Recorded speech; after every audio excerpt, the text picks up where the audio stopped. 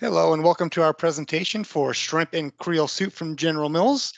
This is our product proposal and marketing plan. This is me, Bjorn Christensen, and our marketing gurus, Sarah Baxter, Sharon Baker, and Daniel Valancourt. So once again, we are introducing General Mills Shrimp and Creole Soup.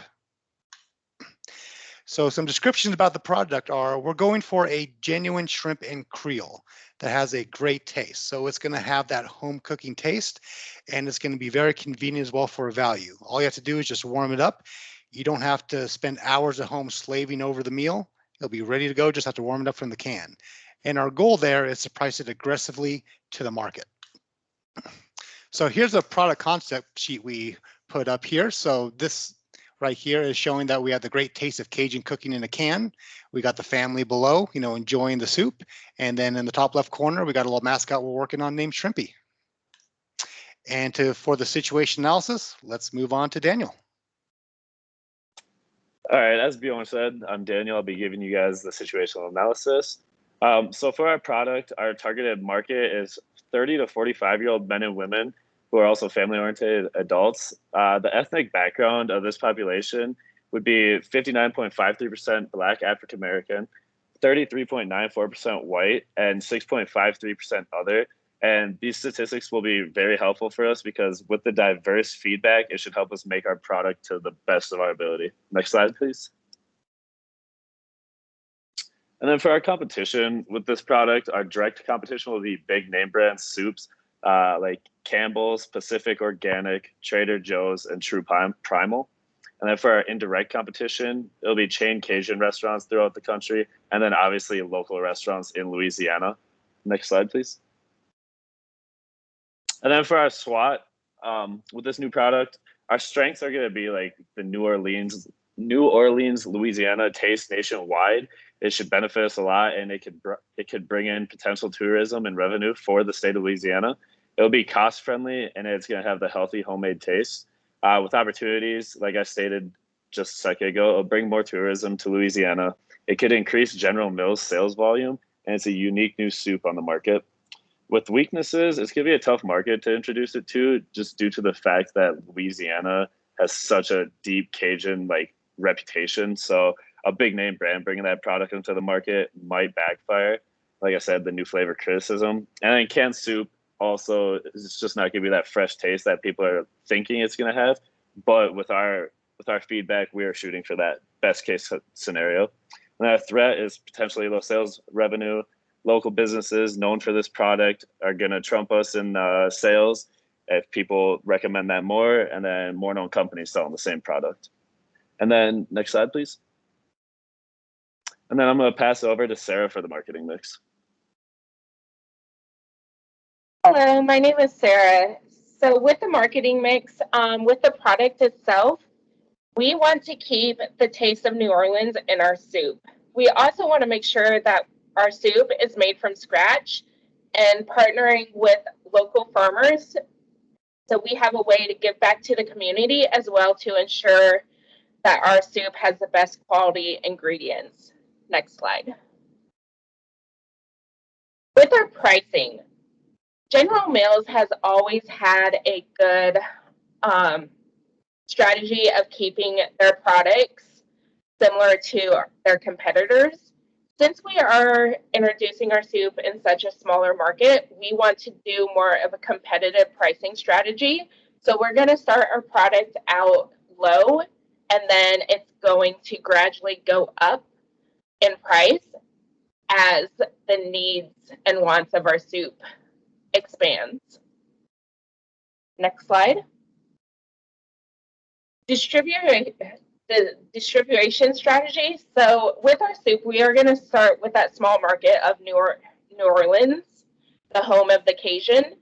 And then we are going to branch out to becoming a nationwide soup, really bringing the taste of New Orleans to everybody's table. Next slide.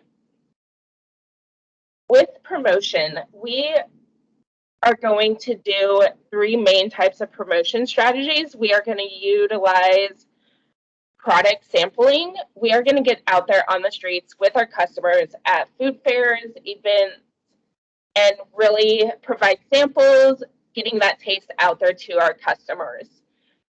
We are also using and adapting to the new era of social media. General Mills has already had a platform with Twitter and Instagram. We are going to expand that horizon with General Mills and piggyback off of their social media, as well as creating our own social media to promote this product. And then we are also going to do advertisement. With advertisement, this is really going to show our brand and our branding and selling our product through online promotions, TV, advertisement, as well as billboards. Next slide. Now I'm going to pass this off to Sharon. Okay, hi, I'm Sharon. So for our short-term goals, we have getting the consumers to actually try the soup. With New Orleans being known for its homemade fresh food, it might be a little harder and skeptical for them to actually try some food that comes in a can. We're going to do coupons, as you can see in the picture, handing out. Next slide. A longer term goal is to make sure that the soup ends up in everyone's kitchen across the nation. Next slide. So for our forecasting chart, you see the first 3 years that we have going on. The first year, you're not going to see as much just because it is the test market here and the pre-launch. The second year, it's a little hidden in the background, but you can see it there in the red. And then within our third year, you see that it does have an exceptional growth. Next slide. And then the perceptual map, you can see where our soup lands with prep time and price compared to our competitors. Next slide. And I'm going to pass it on back to Bjorn. All right, so we have a pretty good implementation plan for this. There's going to be a couple of different ones. First is going to be the test market. This will include doing social media outreach. We'll also do some focus groups, email surveys, Twitter polls.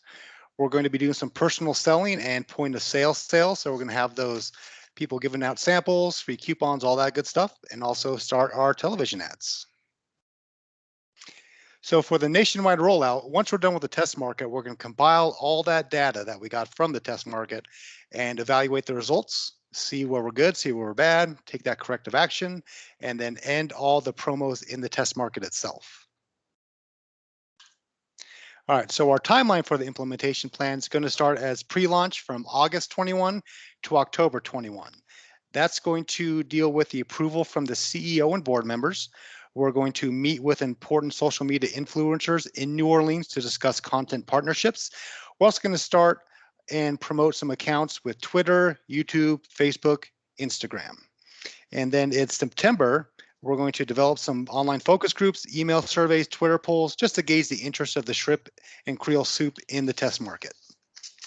We'll also start some targeted marketing of our key demographic, those 30 to 45-year-old family-oriented adults, via the social media sites. And then October, at the end of our pre-launch, we're going to start our viral marketing campaign. We're going to partner with local grocery store chains to hand out free samples, coupons for the product, and then also purchase some billboard space. Now, during the test market of November 21 to January 22, we are going to roll out the product to the test market. Once again, send out some more email and coupons to our key demographic. We are going to be involved in some food fairs in New Orleans. And then we're going to begin our first round of primary data collection in December. We'll look at all those email surveys, those focus groups, those Twitter polls, and just evaluate the results and take any corrective action that is necessary. Also, that's when we're going to start our television ads as well. Now, January, at the end of the test market, we're going to send out our second round of email coupons to our key demographic and also extend it to a larger customer base in the city. And then post-launch, which starts in February 22 and goes to April 22, we're going to end that test market, end all those promotions. We're going to compile the final primary data of the collection. Once again, those surveys, interviews, Twitter polls. And then on the whole, we're going to evaluate those results and take that corrective action before we roll out our national campaign in May of 22.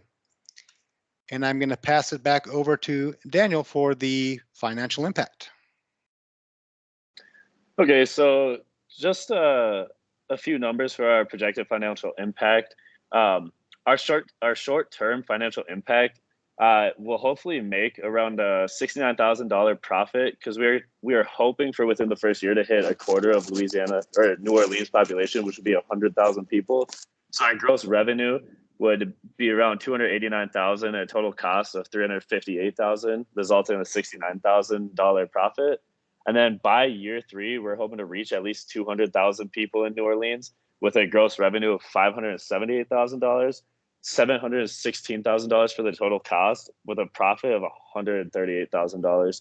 And that is just an estimate of how it can go for us if we are able to reach the percentage of the population we are hoping to reach. Next slide. I'll pass it back to Bjorn. All right. After that, any questions?